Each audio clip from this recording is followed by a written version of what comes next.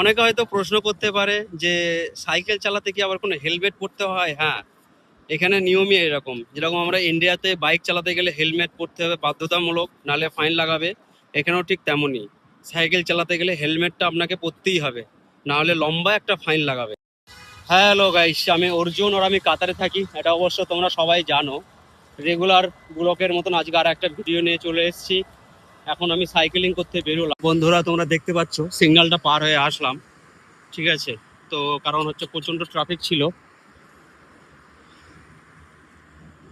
এটা কিন্তু এখানকার যে মেট্রোটা চলে, সেই মেট্রো লিঙ্কের বাস।